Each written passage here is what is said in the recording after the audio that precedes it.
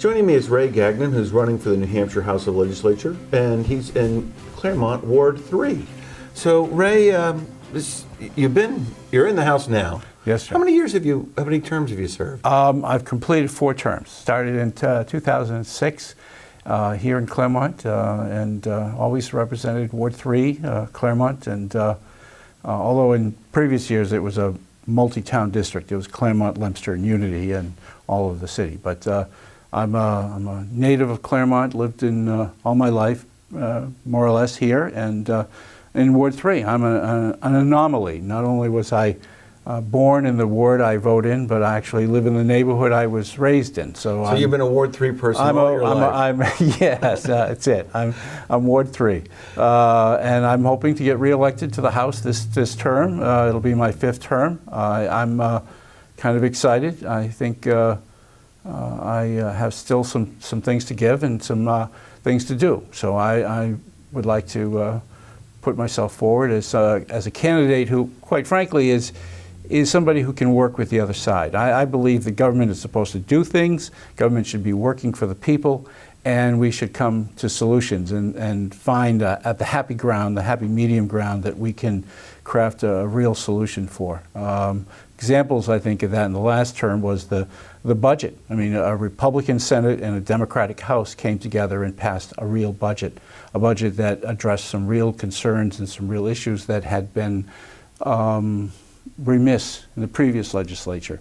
So in filling those gaps and taking care of the more needy people in our state. So I think that's one example. I think another one is which was started out as very unfavorable, was the gas tax. Mm-hmm. You know, I think that was a user fee. I think that it hadn't been increased since what, 22, 23 years.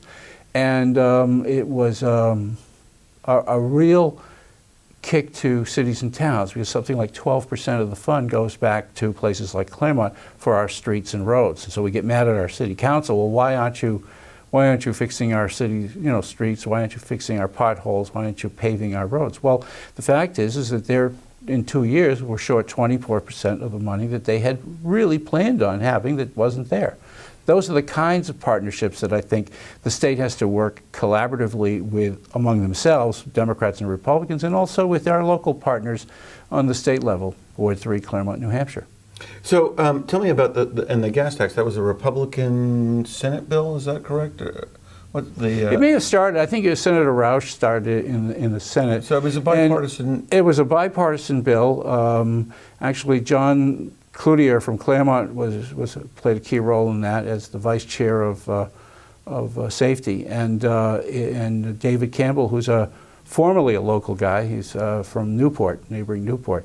They worked very hand in hand with Senator Roush, who was the Republican senator from Derry, and we crafted it's a user fee. It's an interesting bill in that the more you drive, you pay for the thing. The tourist that comes up in New Hampshire skiing or leaf peeking or summer at the lake in the ocean, those people, 4 cents, so they have nice roads to get up here. That's right. Yeah, and they're using our highway. This is a way of them paying for the use of our highways. So what else, when you look back at the last biennium, that stands out in your mind as sort of really good work that was done?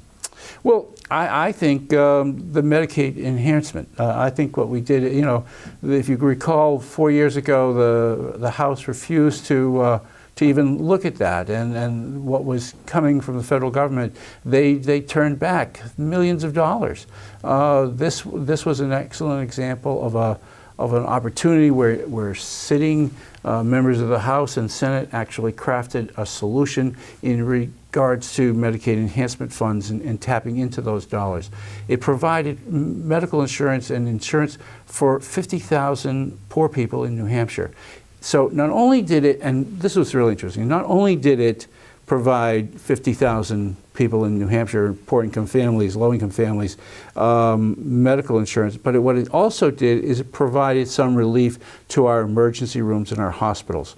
Again, if you remember 4 years ago, what we did is we took away the Medicare, Medicaid enhancement tax. We used to have these federal dollars that would come into the state, and then they would be automatically shifted down to the various hospitals in the state, which would help augment their costs for servicing a lot of people who were coming through that were unable to pay or coming through their emergency rooms. The extremist legislature of 4 years ago did away with that. We went to court with that. We lost. The court said, hey, wait a minute, the hospitals are correct. The Medicaid enhancement bill, the one that takes in the federal money, is one way of helping those hospitals. And that's going to be, and we've got about 30 seconds left, I think, that's going to be reauthorized, or has to be reauthorized in 2016. I believe so, yes. I believe it was a temporary fix. We're looking at where will the federal dollars keep coming? This is New Hampshire. We don't like any long-term entanglements. So we will review that in 2016 and say, okay, where are we at? But for now, there's some real services. And your bias, I think, is that you would, given the similar conditions, renew it. Yes, I think I think it's an economic development tool. Okay. You know? And I got to stop you there because we're out of time.